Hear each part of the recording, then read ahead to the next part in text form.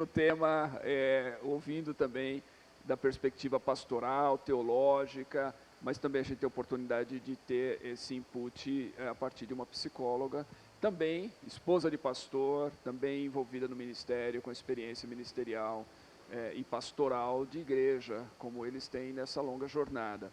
O Gálvaro, ele é pastor da Sal da Terra, lá em Uberlândia, mas é também bastante envolvido com o movimento da Sal da Terra e o movimento evangelical, eu diria, aqui no Brasil. Ele é presidente da Aliança Evangélica Brasileira, então ele tem aí uma conexão e uma relação muito grande com a Igreja Evangélica Brasileira em vários âmbitos e aspectos, tem muita experiência. Eu o conheci dirigindo o Tribal Generation, lá em Uberlândia, acho que 2002, 2003, e é uma honra poder bater papo com eles aqui hoje sobre esse tema que é tão importante, que é o tema do cuidado pastoral, cuidado da família pastoral, né, da família de pastores, e eu acho que isso muitas vezes é negligenciado. A gente ouve muitas histórias ao longo da vida, né, principalmente quem tem uma caminhada um pouquinho mais longa como cristão, em igrejas, ou até mesmo ministerial, a gente ouve muitas vezes histórias bem tristes nesse aspecto. Então, eu gostaria só de dar a oportunidade de vocês saudarem um pouquinho, falarem um pouquinho mais de vocês, do background de vocês. Eu só toquei aqui nisso, mas para que o pessoal possa conhecer melhor vocês, e aí eu tenho algumas perguntas para a gente começar. Boa tarde, né? Sempre bom estar aqui na Target, não é? Quem é a primeira vez que está vindo na conferência? Aí, quem já veio outras vezes, levanta a mão aí. A grande maioria. Se a gente repete, porque tem sido maravilhoso, né? Alguém me perguntou lá agora na sala dos palestrantes, você já veio? Eu falei assim, pois é, eu estou aqui em dúvidas. Eu vim o ano passado e eles me convidaram. Pode ser que seja uma chance para me redimir, porque foi muito ruim o ano passado. Ou pode ser que alguém gostou, falou, não, traz o Galvo de novo, né? Então a gente está aqui. Ou pode ser também pela minha profunda amizade, admiração pelo Sidney, que a gente tem jornada, né? A Kátia que está ali, uma amizade, o Sandro, desses tantos anos, né? Na época ele era mais metaleiro, agora está mais comportado, assim, então ele tá menos underground, né? Que era bem diferente lá no movimento do tribal, mas sempre foi essa pessoa assim, muito intelectualizada, muito bíblica. Tem gente que tem uma admiração pelo Sandro já há muitos anos. Bom, como o Sandro colocou, nós estamos pastores ali em Uberlândia, onde nasceu o Sal da Terra. Eu vou contar um pouquinho da história para entrar nessa questão do cuidado pastoral, que eu acho que é importante ter uma visão daquilo que a gente tem feito, o que Deus tem feito através de nós nesses anos. O Sal da Terra nasce em 1990, em Uberlândia, uma primeira geração de pastores, que alguns deles ainda estão lá, lutando a batalha, alguns conhecem, Paulo Borges, o César Pereira, o Rubim Pirola, o Marcos, que está na Inglaterra. Havia um grupo de jovens que começaram o trabalho de uma banda. Essa banda se torna, na igreja presbiteriana, uma ação evangelística contínua, e em 88 começa uma plantação de igreja. Essa plantação de igreja cresce e floresce de uma maneira muito grande para uma cidade como Uberlândia, e a igreja presbiteriana então convida a gente para sair, porque achou que a gente era pouco presbiteriano naquela época. Eu acho que se fosse nos dias de hoje, nós não estaríamos enfrentando o que nós enfrentamos lá há 35 anos atrás, né? Então ali nasceu o Sal da Terra, em Uberlândia, uma igreja que vem com toda a raiz presbiteriana, né, mas que se expande isso um pouco mais na área do carisma, de tantas coisas. Hoje o Sal da Terra são 91 igrejas, e a gente pastoreia essa igreja que foi a igreja fundadora, né? O Paulo era o pastor dela, ele foi para Goiânia num determinado momento, e a gente ficou como pastores ali desde 2000. Então nós estamos falando aí de 25 anos à frente da igreja lá em Uberlândia. Nessa jornada a gente plantou 58 congregações. Então nesses 25 anos, 58 congregações. Porque a gente acredita piamente que a plantação de novas igrejas, a expansão do reino, tem a ver com comunidades de fé. esse lugar onde as pessoas são acolhidas, são ensinadas, são discipuladas, onde elas são desenvolvidas para cumprir a missão e quem sabe Deus levantando no meio dela ainda mais gente que quer servir, que quer avançar e que quer alcançar. Nós somos hoje pastores do núcleo dentro do Sal da Terra que a gente chama de S-Família, que é uma forma e uma maneira de ser congregação. E a gente está aqui, o pastor Rodrigo é pastor da igreja aqui em São Paulo, né? Está lá na Lapa, juntamente com a pastora Daniela. Está ali o pastor Mauro Sérgio, o presbítero Rogério e o diácono Beto, né? Eu chamo ele de Paulo Roberto, mas todo mundo conhece ele de Beto. E a gente tem expandido agora dentro de uma forma, de uma maneira. O Sal da Terra nessas 91 é muito multifacetária. Você vai conhecer alguma igreja Sal da Terra e fala assim, mas não parece Sal da Terra. É justamente por isso que ela é Sal da Terra, porque dentro da aliança que a gente tem, nós vamos encontrar métodos, formas, expressões bem distintas. Nós vamos encontrar igrejas, né, que eram, hoje nem tanto mais, mas que nasce lá dentro do contexto do metal, né, pesado. Nós temos igrejas que usam metodologias muito tradicionais. Então não há problema para nós. Dentro desse núcleo, nós somos 32 pastores, desse núcleo do S-Família. Então nós somos responsáveis por 32 famílias. Lá no Sal da Terra, a gente entende que é a casa pastoral, então, portanto, as nossas esposas não são apenas esposas de pastores, mas elas são pastores conosco. Isso é um outro ambiente para a gente conversar, mas se alguém quiser perguntar sobre isso, eu tento explicar. Não é fácil não, mas dá para entender. Porque ao mesmo tempo a gente não tem pastoras sozinhas, mas nós temos pastores e pastoras na igreja.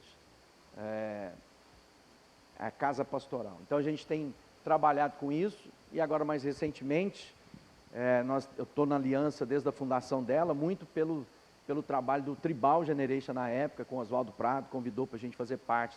A aliança estava se estruturando, eu fiz parte lá da fundação em Brasília, quando fez o documento, a ata de fundação. E eu tenho o privilégio, né, de estar agora no segundo termo do mandato como presidente, foram 3 anos, foi a primeira vez. Tinha sido parte lá da equipe já, do conselho gestor, como vice-presidente, depois presidente. E aí agora eles nos deram a incumbência de mais 3 anos, então nós estamos na metade do mandato. O Sidney é vice-presidente comigo lá na Aliança Evangélica, né? Então o Guilherme, que estava aqui, é parte do conselho da Aliança Evangélica. Então depois você, se você não é parte, saiba sobre isso, que eu acho que é importante, porque a gente está trabalhando a unidade da igreja, algo muito desgastado, que muita gente diz, eu não acredito nisso mais. Nós temos 3 categorias de pessoas: gente que está empolgada com a unidade, gente que está cansado ou já distanciado desse trabalho de unidade, porque ficou ferido, e gente muito cínica a respeito da unidade. Então a gente começa animado, a gente começa como profeta, depois a gente tem as dores, mas nós estamos crendo que a igreja brasileira precisa de gente que diz, eu acredito na igreja, estamos aqui no trabalho, no meio de tudo isso que a gente vê, que muitas coisas não são igreja, mas também a igreja está no meio de tudo isso, apresentar um lugar, um ambiente de liderança saudável para falar sobre unidade, o quanto nós precisamos, e o target é um pouco sobre isso, né? Porque a gente tem aqui 80 palestrantes, cerca disso, não é isso que a Cátia falou, e de diversas, com todo mundo que está vindo aí para ministrar, é muita gente, né? Coral, banda, música, e aí é expressão que não é apenas da Igreja Batista Memorial, né? Tem uma expressão muito mais ampla de ser igreja, não apenas o Brasil, a gente está recebendo esse ano gente de várias partes do mundo aí. Então esse é mais ou menos a nossa história. Eu sou pastor, então nós fomos ordenados em 92, 94, nós casamos em 92, então nós estamos aí com 31 anos de pastorado.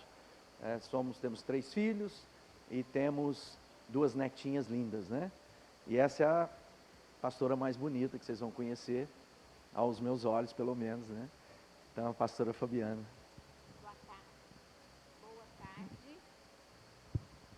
Boa tarde, muito bom estar novamente aqui com vocês, é sempre muito rico todas as vezes que a gente participa, e O nosso tema aqui hoje vai ser cuidando da casa pastoral.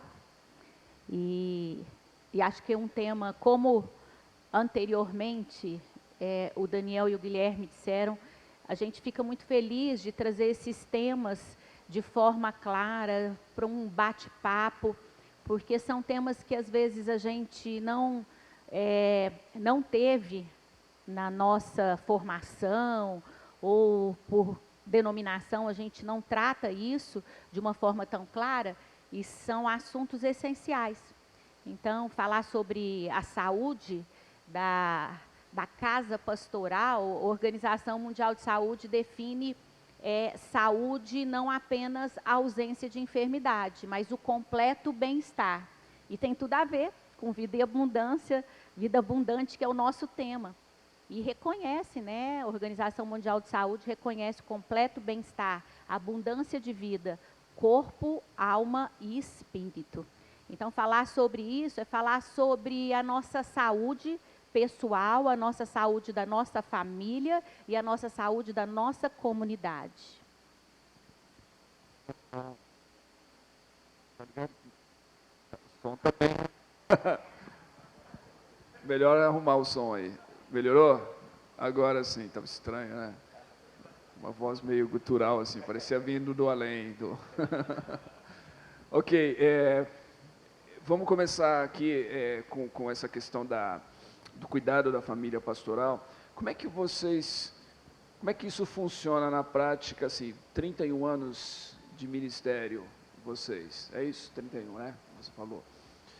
Como é que vocês têm experimentado, eu vou partir disso, da experiência que vocês têm recebido depois da experiência que vocês têm para outros, mas como é que vocês experimentaram da igreja, e acho que nem sempre foi a mesma lá em Uberlândia, vocês tiveram fora, um tempo sabático, mas acho que ficaram lá em Uberlândia, boa parte desse tempo, ministerialmente é Uberlândia, né? Como é que vocês experimentaram? O que foi importante para vocês no cuidado com a família de vocês, que vocês receberam a partir da comunidade da igreja lá? Eu queria só ler um texto para nós, que acho que vai ajudar a gente nessa reflexão, está lá em Atos, né? Olhai, pois, por vós e por todo o rebanho sobre o qual o Espírito Santo vos constituiu bispos para apresentarem a igreja de Deus, que ele resgatou com o seu próprio sangue. Uma das primeiras coisas que a gente encontrou na minha conversão e posteriormente, na verdade, eu sou fruto de profecias, minha mãe se converteu e muitas coisas que eu ouvia, quando oravam por mim, no círculo de oração, das pessoas lá, somos 4 irmãos, a minha mãe assim, se converteu primeiro, não tinha ninguém crente na família, e ela fez um trabalho maravilhoso de evangelização dos filhos, né? E nesse contexto eu encontro essa igreja lá em Uberlândia, que na época ainda era igreja presbiteriana no Jardim Caraíba, e nós encontramos ali, desde o início da minha chegada e posteriormente da Fabiana, um ambiente de amizade. Eu creio que isso não é muito comum na vida das igrejas, ou boa parte das igrejas. Por que talvez não seja comum? Porque o ambiente que nós crescemos não era um ambiente de contratação eclesiástica, era um ambiente de desenvolvimento de uma família. A gente estava falando aqui mais cedo a questão de paternidade, essas coisas. Eu ouço isso desde o início da minha conversão, dessa paternidade de Deus, dessa cura. Eu nunca tive problemas assim, reais com meu pai, apesar de ser filho de pais divorciados, avós dos dois lados divorciados, famílias quebradas. Eu sempre entendi, né, essa chegada e esse acolhimento da família da fé. Então, desde a nossa jornada inicial, houve sempre esse ambiente de mesa, de comunhão, de amizade, onde a gente podia ser quem de fato nós somos, sem medo de perder nada. E às vezes nós vivemos num ambiente eclesiástico que as pessoas não podem ter amigos porque sentem medo de serem traídos, abandonados ou descartados. Porque se eu apresentar as minhas fragilidades, as minhas dores, vão ter menos confiança em mim e vão agora me vigiar de uma maneira que vão perder meu lugar, vou perder minha função na vida da igreja. Então, o que foi a minha experiência? Um lugar onde a gente teve mesa para ser quem nós de fato somos, nas nossas dores, nos nossos acertos, mas também nos nossos erros. Então eu cresci num ambiente da igreja sempre muito voltado para essa família de fé, essa conversa, né?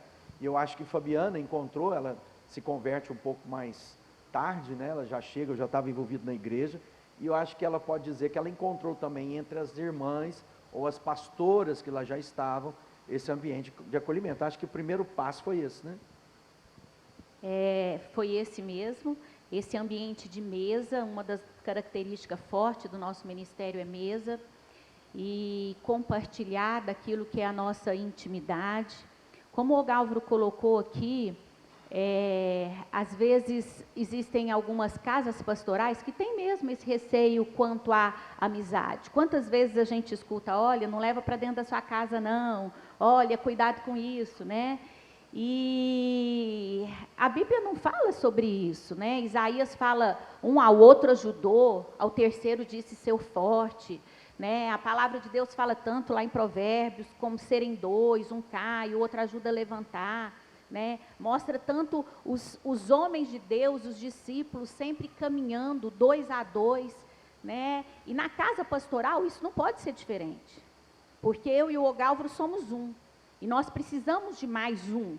E há momentos, né, e todos nós passamos por momentos difíceis, e a casa pastoral não é isenta disso, pelo contrário, até pela questão espiritual, a gente se torna, né, muito mais alvo disso, e nós precisamos desse ambiente de amizade, nós precisamos dessa pessoa, dessa rede, desses casais, dessas casas, que são rede de apoio, que são conselho, para dizer, olha, está muito ali para a direita, a gente precisa reorganizar essa rota.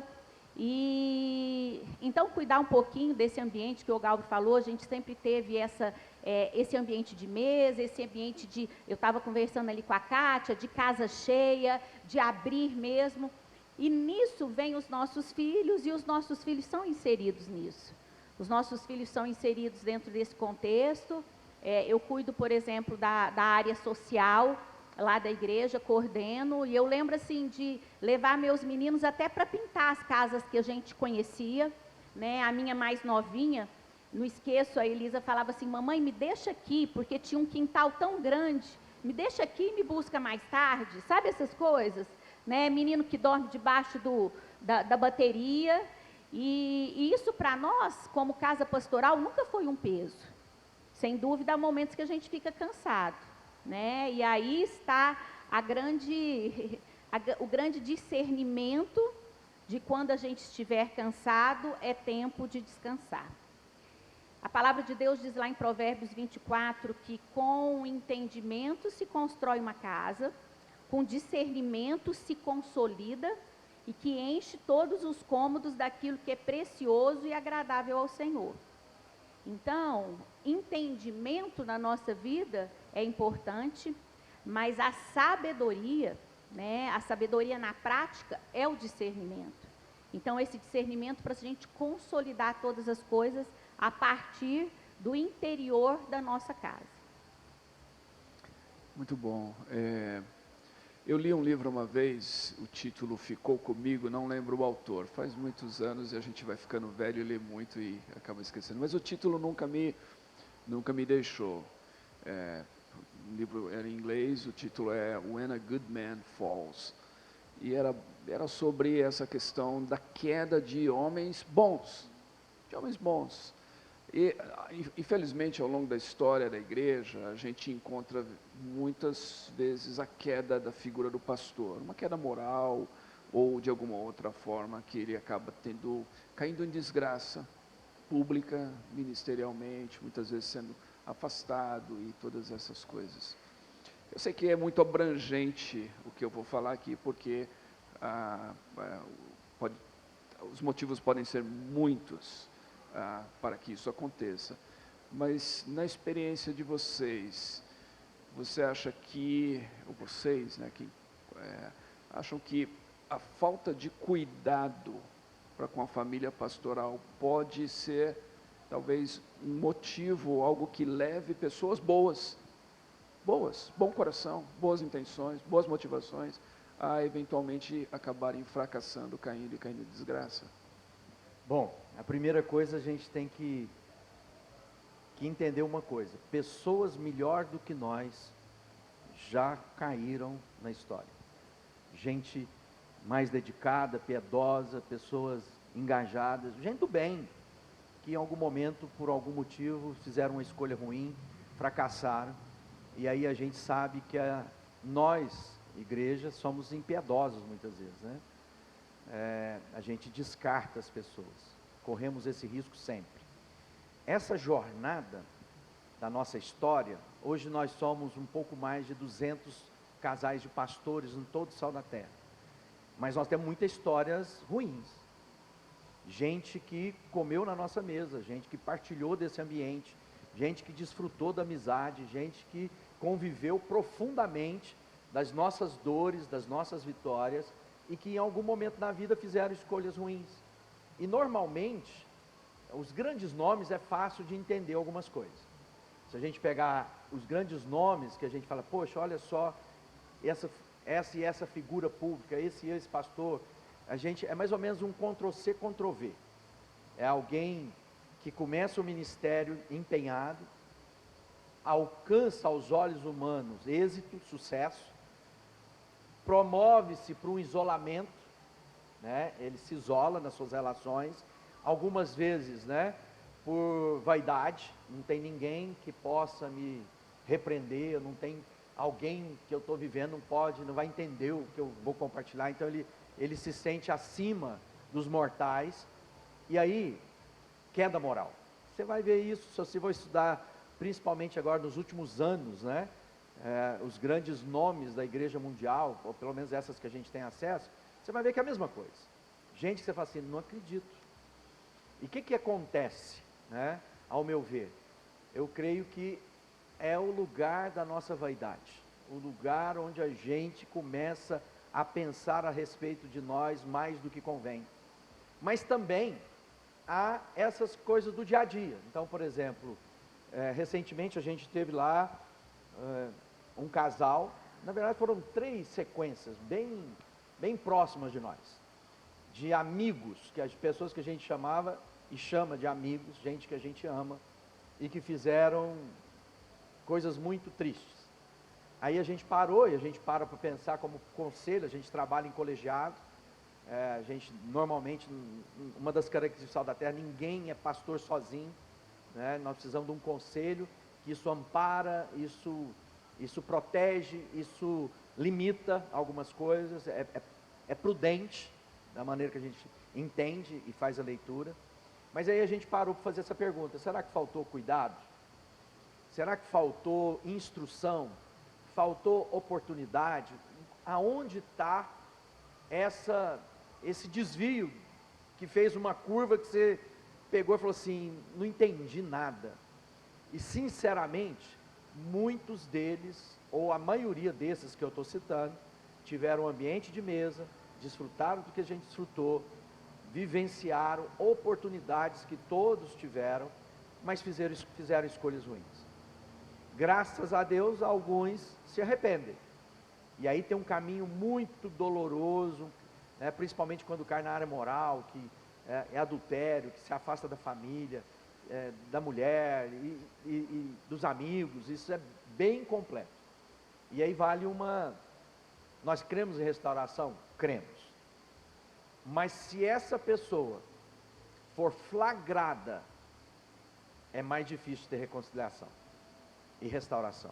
Se ela se arrepender e confessar, há um caminho de volta, mas parece mais fácil. Mas quando ela é descoberta e ela não se arrepende, ela se arrepende de ter sido descoberta e não necessariamente do pecado que cometeu, aí o caminho é mais longo e a gente não tem tido êxito na restauração desse. Aí a pessoa se afasta, ele se envergonha, ele cria barreiras com aqueles que querem o bem dele, ao mesmo tempo a gente é firme nas coisas. Então eu creio que temos caso de pessoas que estão na mesa e que são bem cuidados e mesmo assim fazem escolha, e temos aqueles que talvez a gente não deu tão atenção e poderia às vezes ter evitado um mal maior, ou pessoas que chegam, é interessante isso, o casamento sempre foi ruim. Aí ele se converte, ele chega, e nunca deixou tratar o casamento. Mas o casamento é aquilo que você olha e fala assim, vai dar o óbvio. E aí ele escuta, ele participa dos mesmos retiros, ele ouve tudo aquilo, mas aquilo parece que não é tratado na dimensão necessária, né? E ela fracassa. Mas há um caminho, acho que há restauração para todos. Quando o Galvão fala aqui, eu acho que entra muito a questão da família, porque também tem a casa pastoral que cai por motivos, como ele citou, mas também existem muitas casas pastorais que estão desestruturadas, né, que precisam voltar a ser uma casa funcional, para depois ser uma casa pastoral funcional. Então, assim, uma coisa prática, são coisas... porque a igreja demanda demais. A igreja é igual quando Jesus, né, é lavado os pés daquela pecadora, e os discípulos falam assim, Jesus, mas vamos vender isso vai dar muito dinheiro. Ele fala do perfume. Não, os pobres sempre existirão. E eu digo que a casa pastoral é o seguinte, os pobres sempre existirão. Casamento, velório, festa de aniversário, formatura, isso sempre existirá, coisas boas e coisas difíceis. E aí, cabe a nós, como casa pastoral, trazer o equilíbrio. Porque a palavra de Deus diz para nós, lá em Filipenses 4, que seja conhecido diante de nós o nosso equilíbrio, a nossa moderação. E aí, a casa pastoral, às vezes, se perde nessa questão.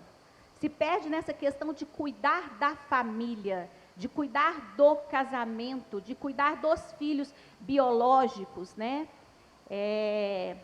A gente tem 3 filhos, como o Galvão disse aqui, e os nossos 2 filhos mais velhos já estão casados. Então, só temos uma morando conosco. E a gente marca, assim, tem que marcar, nossa agenda tem que ser intencional, né? Gente, sexta-feira tem churrasco aqui, 7h30. Gente, quarta-feira vamos comer um estrogonofe aqui. Nós temos que ser intencional na nossa agenda, assim como nós somos intencional na agenda da nossa igreja, e com aquilo é importante, nós precisamos, né? E entendemos isso.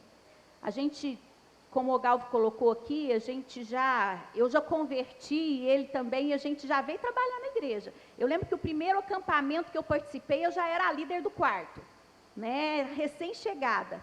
Então, a nossa vida sempre foi, assim, muito envolvida nisso, né? Depois com os filhos, o tribal, o Galvão viajou muito na época do tribal, e eu não tinha como acompanhar com 3 crianças, mas a gente sempre teve o nosso tempo de casal. A gente pedia para a mãe, para a sogra, precisamos de hoje ir no cinema, precisamos de hoje conversar, né? Essa rede de apoio, quando não podia mãe e sogra, tinha as irmãs da igreja, né? Porque aquilo que é importante tem que entrar dentro da nossa agenda. E às vezes vão entrando tantas outras coisas na nossa agenda, e não entra uma sopa que seja com a sua mãe, que já está idosa, não entra na sua agenda um churrasco com seus filhos, e para uma coisa leve, e você ir construindo isso. Então, e principalmente o casamento. Então, a gente sempre fez assim, e nesse movimento, um momento de estarmos a sós, como marido e mulher, sempre, sempre, sempre, estamos casados há 33 anos, e a gente vai estimulando isso, né? A gente vai, porque é uma construção nos nossos relacionamentos. E à medida que a gente vai passando mais um ano de casado, mais outro ano, a gente não é aquela pessoa de quando a gente casou. A gente tem muito mais bagagem, a gente também tem outras feridas, e a gente precisa, né, no decorrer dessa estação, estar conectado um com o outro. Então, quando o Galvão e o Sandro colocam aqui essa desconexão, essa ruptura dentro da casa pastoral, é algo que a gente precisa, de forma intencional, né, trazermos isso também como prioridade, para que a gente tenha um ambiente saudável e a gente possa propagar esse ambiente saudável. Porque o que adianta, né, essa casa pastoral ganhar tantos e perder os seus de casa? Muito bom. Fabiana, você mencionou um pouquinho antes sobre Você disse algo assim, se eu me lembro as palavras, falou, se você tá cansado, descansa, alguma coisa assim, né? E nesse cuidado pastoral, eu acho que tem um elemento que talvez seja muito cuidado com a casa, com a família, né? Cuidado com a família do pastor. Acho que tem um elemento que parece-me que é muito negligenciado, de certa forma, no meio da igreja, de um modo geral. Acho que na sociedade, mas também na igreja, talvez mais na igreja, que é essa questão do descanso. Me parece, sendo pastor e convivendo com o pastor há tanto tempo, que quando o pastor tira férias, por exemplo, parece que ele se sente até culpado de fazer isso, né? Alguém estava falando esses dias sobre isso, se o pastor está num dia de folga, por exemplo, e ele vai à praia, o Daniel Guanais estava contando isso esses dias, ele vai à praia. Mais do que quando está em férias, viu?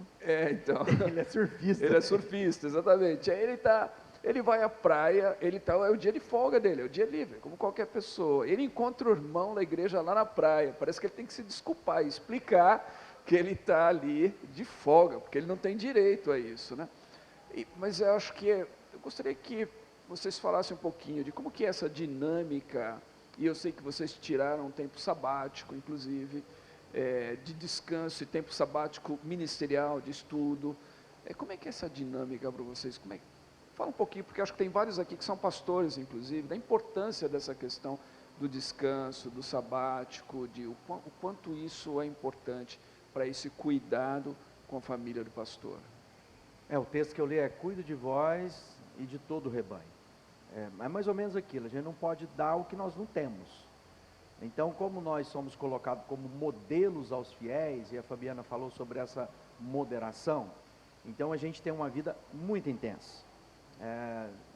A dinâmica da igreja, o número de coisas que a gente realiza através, né, da fé, daquilo que opera na nossa vida como casa. Nós temos uma agenda desafiadora. Ao mesmo tempo, nós encontramos lugar para nós dois, por exemplo. Nós encontramos momentos com os amigos, como ela disse. Há necessidade disso para que eu faça bem feito aquilo que é o intenso da minha vida pastoral, do meu cuidado com o outro. Então há um momento que eu preciso sentar com os meus amigos para conversar coisas que não têm a ver com os problemas que a gente enfrenta na vida da igreja, do cotidiano. Para falar do futebol, para falar do foguete do Elon Musk, para conversar. Mas muitas vezes, né, como o Sandro disse, muita gente se sente extremamente culpada do desfrute que às vezes também nós podemos ter na vida ministerial. Então a primeira coisa, lembre-se, ninguém pode dar o que não tem. Então se eu não for modelo de moderação para os meus filhos, para os meus colegas de trabalho, né, os pastores que estão conosco, esse empenho, e às vezes a gente pensa, eu não faço, eu não tiro as minhas férias, eu não vou para a praia, moro em Minas, bem, sou doido para ir para a férias, caro. Não, mas dá para caminhar no bosque que tem na cidade, dá para fazer o piquenique, dá para criar momentos de lazer e de desfrute sem que isso custe muito, porque talvez muitos pastores vão dizer, eu não tenho condição, e esse é um fato que muitas vezes assola mesmo, mas eu preciso encontrar esse lugar de renovo e de refrigério na vida, senão nós vamos ter vida curta ministerial. Você acha importante o que você faz? Eu acho importante o que eu estou fazendo, então eu preciso estar vigoroso, eu preciso ter saúde, eu preciso estar alegre, eu amo o que eu faço. Então às vezes a gente chega cansado, mas é um cansaço de alegria, de êxito, de coisas realizadas. O problema é que muitas vezes tem gente exercendo o ministério pastoral desgostoso, já não tem mais alegria, que ele se tornou apenas mais um trabalho, e às vezes não sai disso, porque também não vê perspectiva de fazer outra coisa. Não, eu amo o que eu faço, se eu tivesse que começar de novo, eu faria tudo de novo. A gente teve um ano sabático, como o Sandro falou, a gente vinha de uma jornada pastoral muito intensa, como a Fabiana falou aqui sobre o tribal, né? Passava 10, 15 dias fora de casa todo mês, e aí chegou no momento, lá em 2013, a gente passou um ano nos Estados Unidos com a família, isso graças a Deus, pela igreja que nós temos, pelo trabalho desenvolvido, a gente teve condição de desfrutar disso, e a igreja participou disso, né? E foi muito importante para a nossa família. Mas foi um momento também muito desafiador, né? Com quem ficou, com parar de repente, nessa coisa que você tinha uma agenda, de repente você vem correndo e bate no muro. Tudo isso causa dores, mas foi para a nossa família, para a nossa casa, no momento para os nossos filhos, extremamente importante.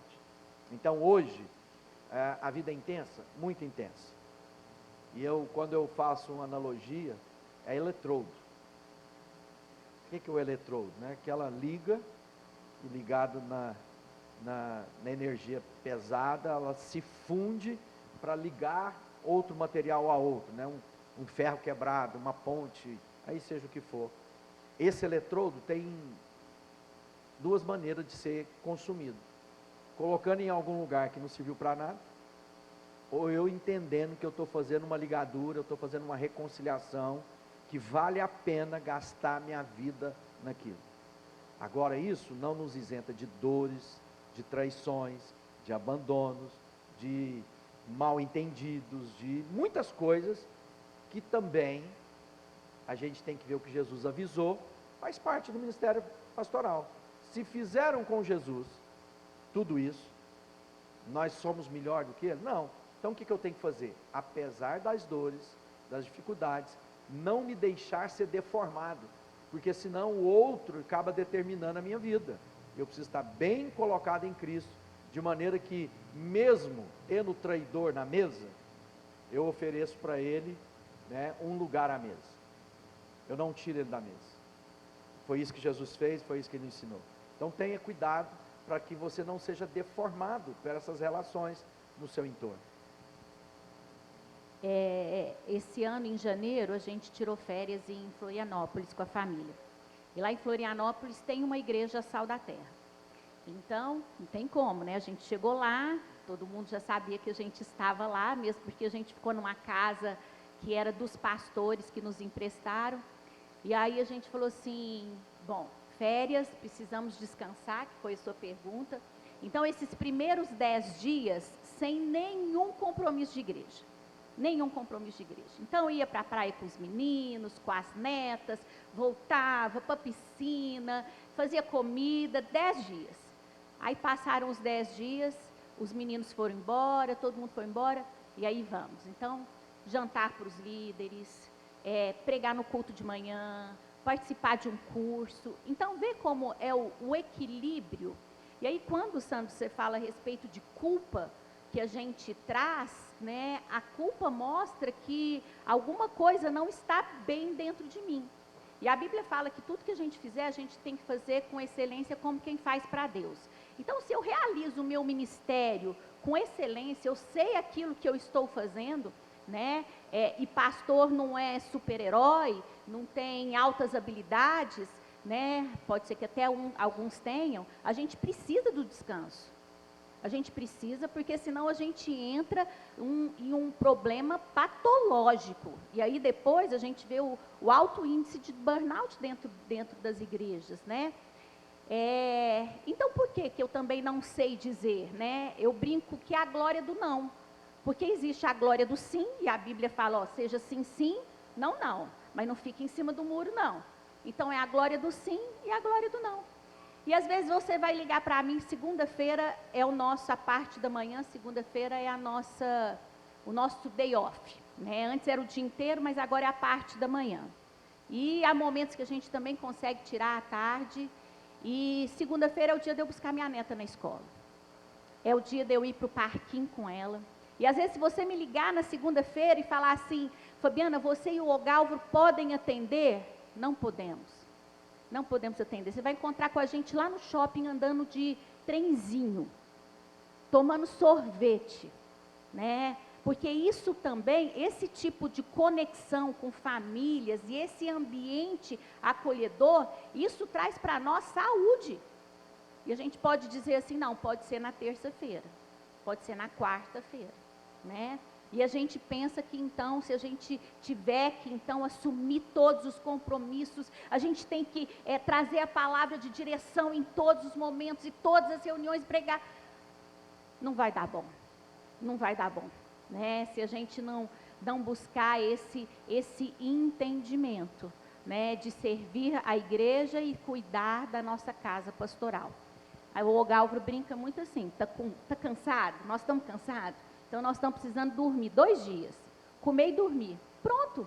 Gente, que cansaço maravilhoso é esse, porque a gente dorme e descansa, porque tem muito cansaço que não basta dormir.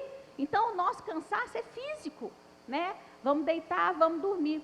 Né? E a ausência de sono hoje, né, de um sono tranquilo e saudável, é uma das grandes patologias que a gente tem enfrentado, porque a gente, com essa vida de muitas atividades, a gente não faz rotina do sono.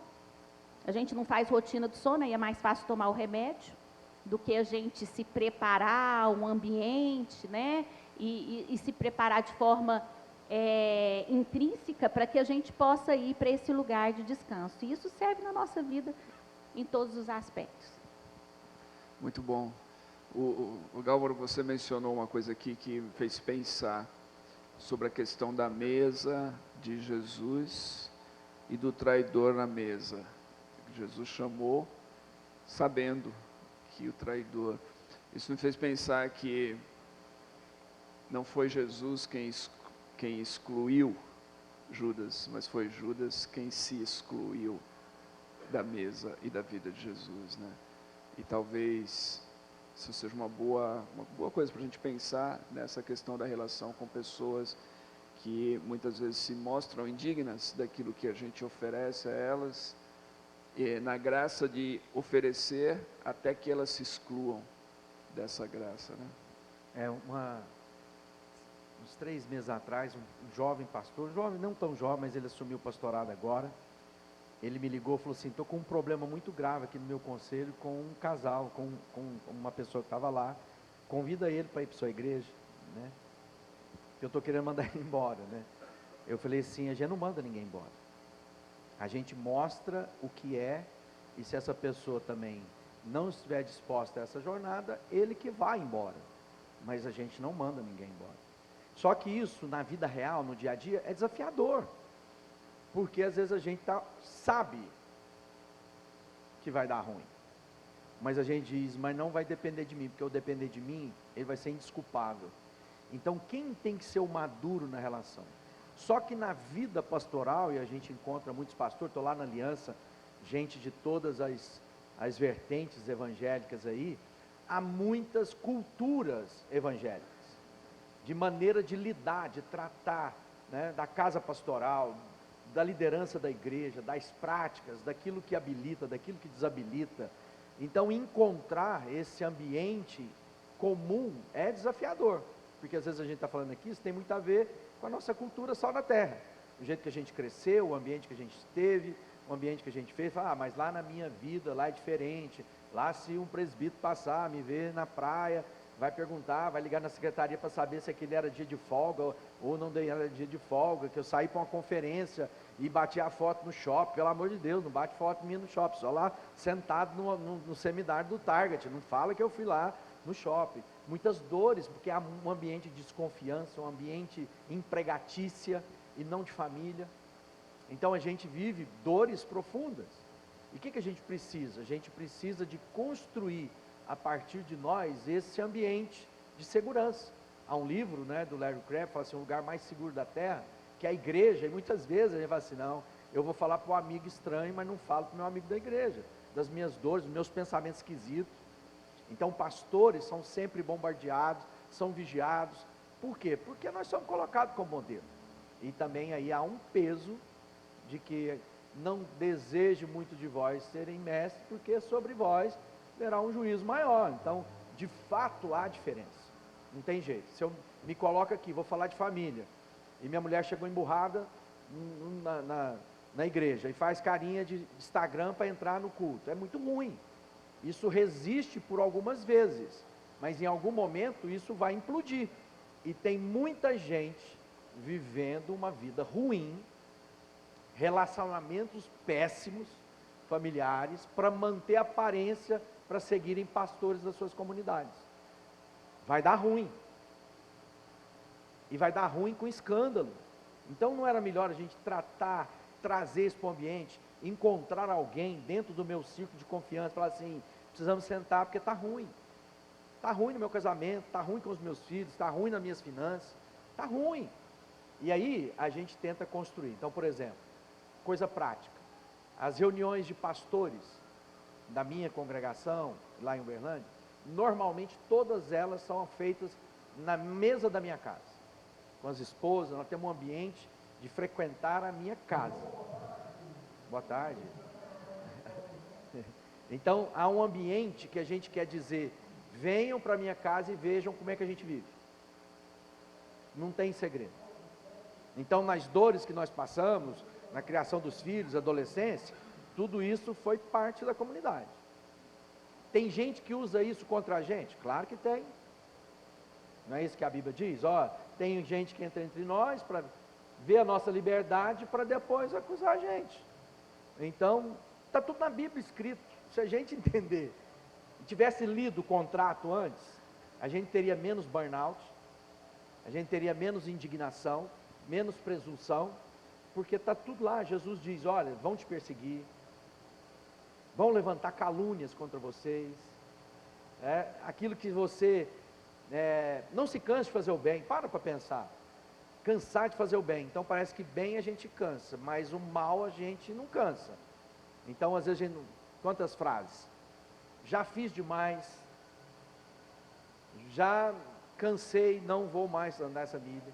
Então vida pastoral, amizade, quem tem a mesma visão, o mesmo propósito, vai ter gente do nosso lado que não vai entender isso, você precisa de amigos, e aí não é apenas nostálgico, não, é realidade, eu preciso de gente que é como a gente. Então, quando a gente junta os amigos, a conversa de amigos, não é o pastor Ogálvaro, o presidente da igreja, o presidente da Aliança Evangélica, não, é o Ogálvaro, é o Juninho, para alguns, que é meu nome.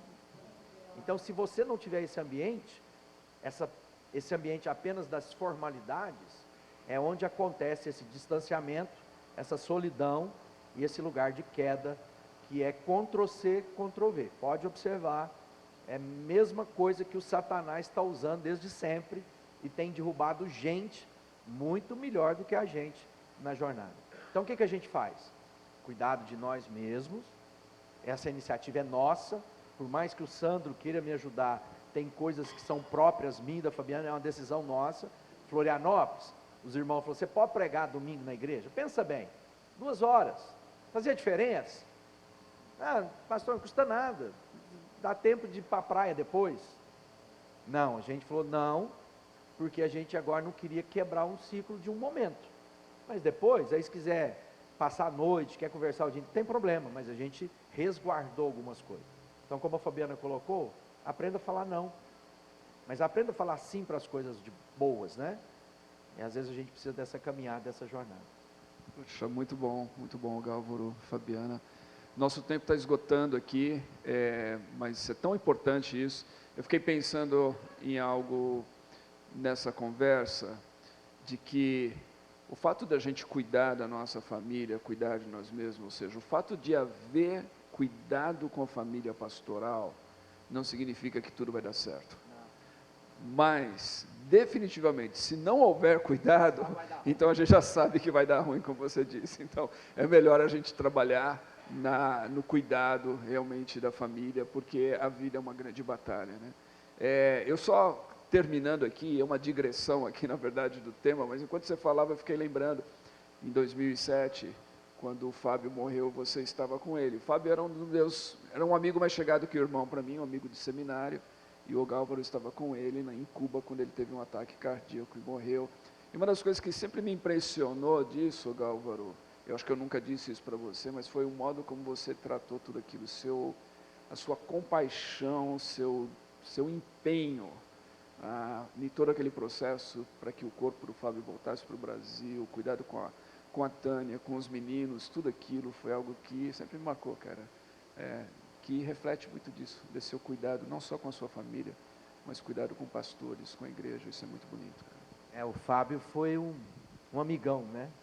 No movimento tribal, ele foi um amém muito forte, porque ele estava mais envolvido na cena underground, eu não era desse mundo, né? Eu era mais ou menos um ET, que eles me aceitaram lá nesse movimento, mas o Fábio foi um cara muito bacana, um homem de Deus.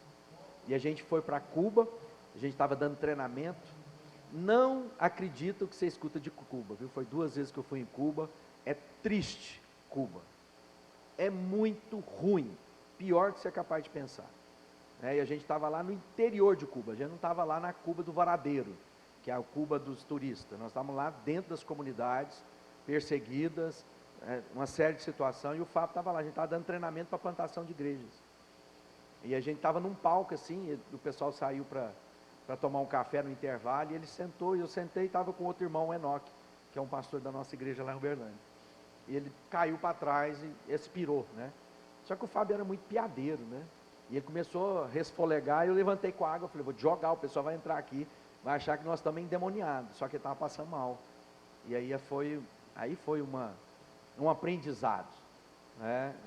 Porque foi muito dolorido, e quando ele faleceu, que a gente correu com ele para o hospital, e você não tem noção do que eles chamam de hospital lá nesse lugar que a gente estava, ele estava em cima de uma mesa lá, e eu falei, e agora?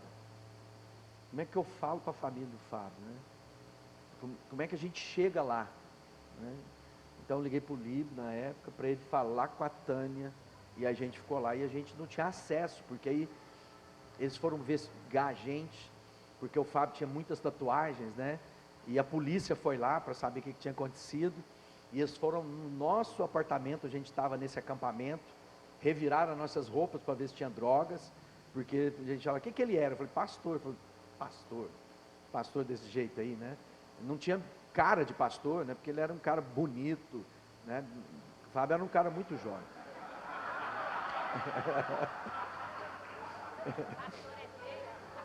Não que todos os pastores serão feios, mas tem uma pastoridade feia.